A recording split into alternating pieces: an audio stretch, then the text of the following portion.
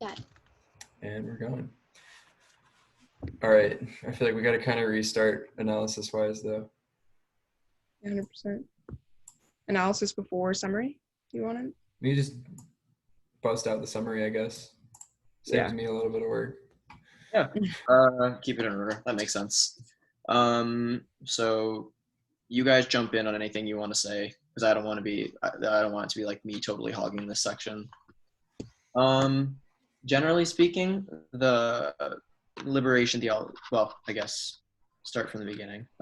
James Cone was a Black liberation theologian from the civil rights movement. For a little bit of context for these articles, the two that we focused on were an excerpt from God of the Oppressed, which is a very famous book he wrote, and the Content of Theology, which I couldn't track down what that is exactly from. God of the Oppressed tackles the larger notion of liberation theology, and as the title would suggest, that God is a God of the oppressed, that he reveals his nature through how he deals with oppression in the Old Testament, and that in the New Testament, the gospel of Jesus is to fight for the freedom of the oppressed, the humiliated, and the poor.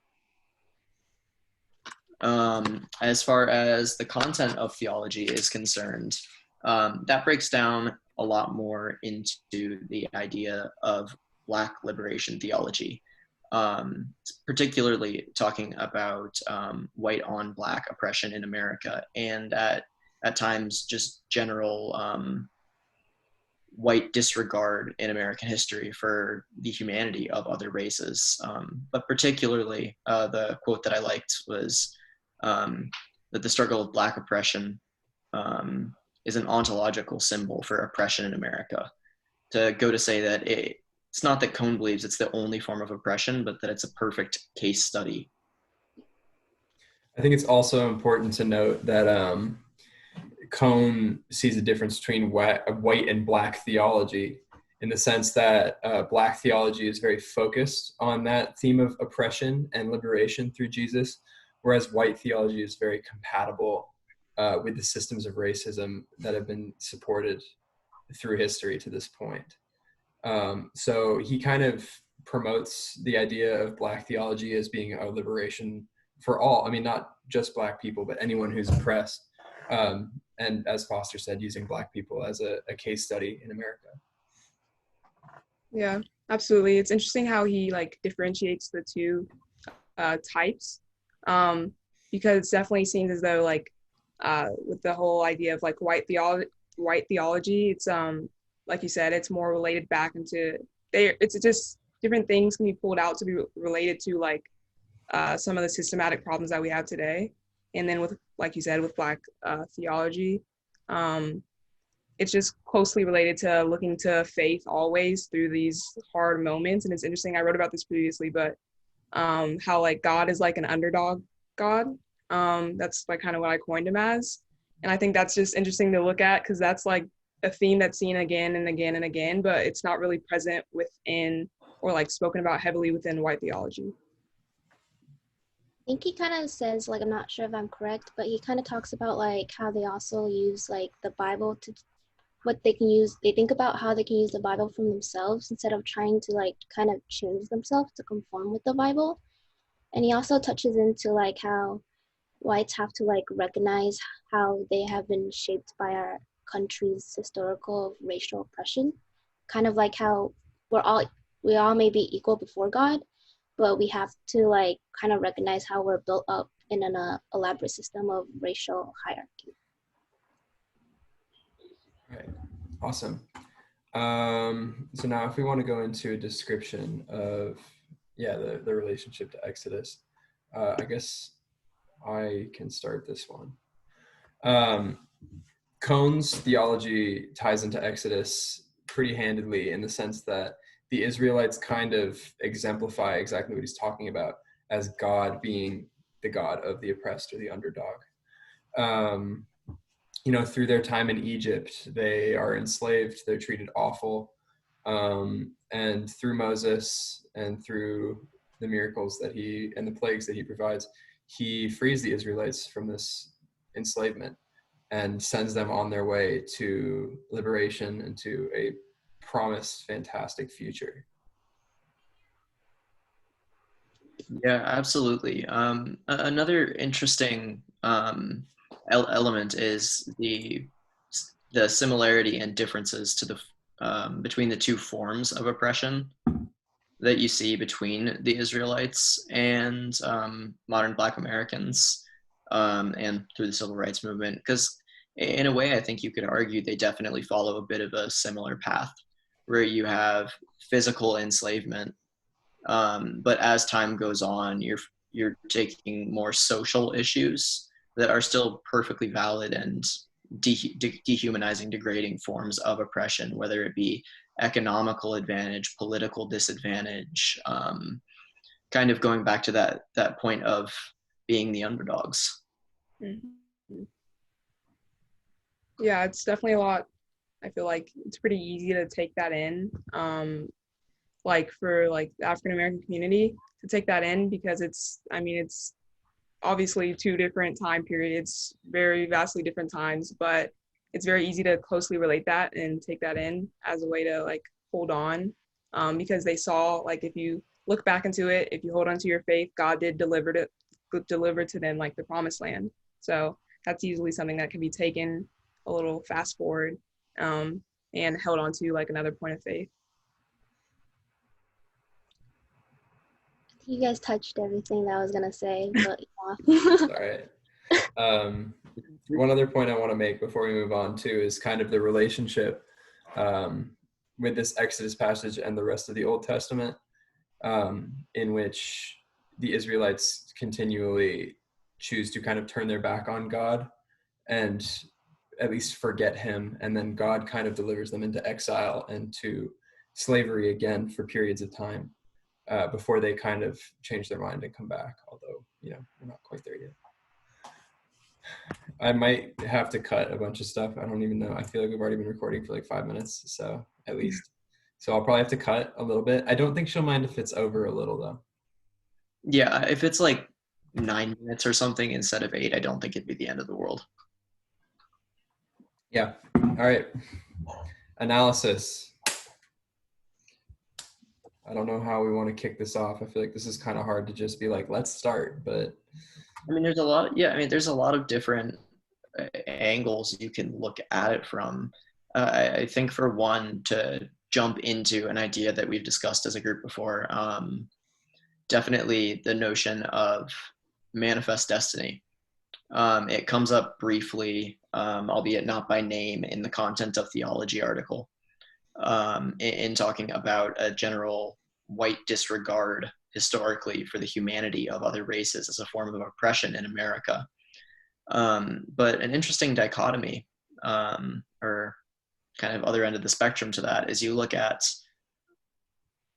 once the Israelites were liberated, once they had been freed from their oppression, a lot of their path took a form that feels similar to manifest destiny.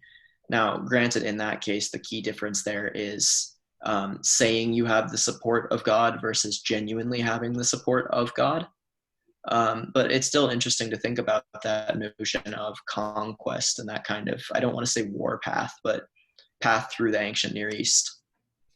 Yeah, it's very interesting trying to justify that, especially as, I don't know, you could call it a cultural change, or maybe a more of a moral awakening that I feel Americans have had recently in response to colonialism, where, we've turned our back on people that used to be considered heroes, like Columbus, for, conquering, or at least, finding and claiming large parts of the world.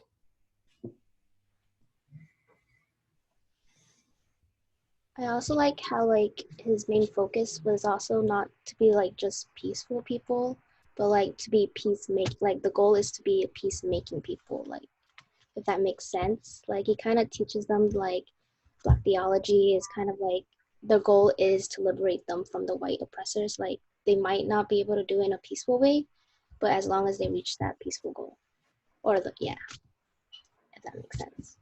Yeah. I'm not sure if it was, oh, sorry.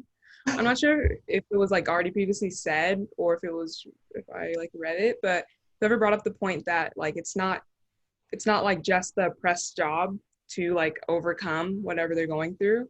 I think that was an extremely good point because we kind of see like this narrative of like, okay, God has them like leave them to their own, like they'll overcome, like it just takes time, but it's not their job alone, like kind of what Shannon just said.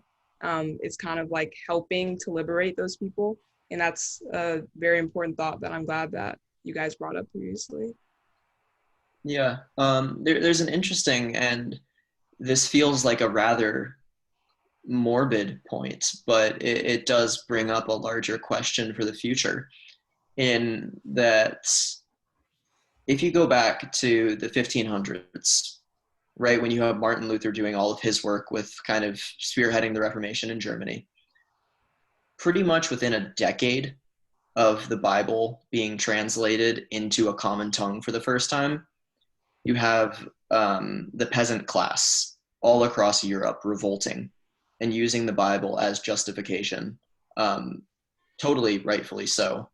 Um, where you see where they say God, I guess you could make the leap to. I would personally make the leap to say that's almost like the first emergence of a liberation theology. But time and time and time again across history, you look and you see Christians being the one who put down other Christians who are trying to claim a liberation theology. Whether it be the Roman Catholic Church massacring the peasant or serf class, even into Cohn's point about white or American theology, trying in a way really putting down black Americans. It's hard, and it kind of makes you think what needs to change or what's the truly defining thing so that we can kind of get out of that cycle. I know we've kind of transitioned into like history and our cultural moment. So I just want to kind of continue that by bringing up a really interesting just idea that, while Christianity used to be dominantly a European faith or of that region, we're seeing increases in atheism and agnosticism in Europe, in the US, in predominantly white and especially richer areas. Meanwhile, countries like China and India and a lot of African countries are seeing some of the largest booms in Christian faith that are, available right now. And I think that also kind of relates back to Cohn in the sense that as these countries are getting richer, like EU, North America, US, Canada, we've slowly been kind of moving away from God in an attempt to kind of make society and make ourselves our own gods. Whereas these poorer countries, these countries where the lower class or the standard of living, either one, is a lot lower or bigger, you have a lot more people choosing to support this God of the oppressed, this God who promises to fight against poverty in his nature. Totally see that. And even Oh, you go first. Even like if we look back, like Foster and I are studying probably in Hume right now, like basically the liberation of Christians themselves, like when Christianity first became legal, looking at like a late antiquity time period. It's just so interesting to see that, Christianity didn't begin as like, everyone, it was fine to be Christian or it was great to be Christian. Like people were persecuted for it. And then we see this whole theme of persecution all throughout the Bible and this whole theme of liberation, but it's still like not really seen. I guess it's kind of, I don't know, I feel like a large group of Christians today are maybe like blinded to that portion of it, even though like ignoring the fact that, Christianity wasn't always this, huge loved concept or religion. I guess that kind of dates back to the whole white theology concept that we talked about earlier, but I think that's an interesting point. I think it's kind of like weird today, honestly, like I'm not sure if this is leading to like currently in history, like how some people view as like Christianity is bad in a way. Have you like heard like of like there's like a lot of controversy, like when I tell people I'm a Christian, it's kind of like weird for them. They're like, oh, does that mean like you don't support this and this? And it's kind of crazy like seeing like how like there's a lot of split in between that. I think a decent bit of that right now is coming from, at least in America, we have like a very partisan society, especially right now. So being a Christian, I mean, on top of the normal stereotypes of being very judgmental or not approving of, you know, a lot of people's freedoms, is the ties that can be made to President Trump and the evangelical stereotype, especially of the Republican Party. So I think that there's a decent assumption, at least, that can be pretty easily made, although often very incorrect. Yeah, definitely. I think there's an interesting kind of, I guess, I don't want to say lesson in psychology because I really am not well versed in that at all, but an interesting study in human nature in all this, where a lot of people like President Trump kind of claim pseudo Christianity with their actions, with their beliefs. On one hand, you have President Trump, and this isn't me trying to get political, it's just generally speaking, claiming to be a Christian man, but on the other hand, he gasses a church for a photo opportunity, which isn't really the most Christian behavior I've ever heard of, to say the least. So there's an interesting thing where I almost feel like Christianity is being used as a mechanism, as like almost like a cloak to try and shield bad actions. It's that guise of, oh, don't worry, I'm a Christian, I'm a good person, but at the same time trying to, or having some kind of darker, older mindset behind it. Yeah, I think that the cloak idea is a very good way to put it. I mean, for many, I think that if you're a Christian, you're like closely relating, you know, how you want to live your life with the morals, and kind of the standards laid out in the Bible. That's a whole different story, but using it as that like kind of defense, to where if you do something, oh, it's like, oh, but I'm a Christian. It's like this whole like defense mechanism or a shield of sorts. But I also think it's interesting what Shannon brought up. It's like, if you say you're a Christian, it's like people automatically assume that you believe things that are like nearly the opposite of what the Bible teaches us. So I think that's also something that's super interesting in today's society. Yeah, I just kind of want to look back at Foster's point too, in the sense of using Christianity and faith as a cloak for evil.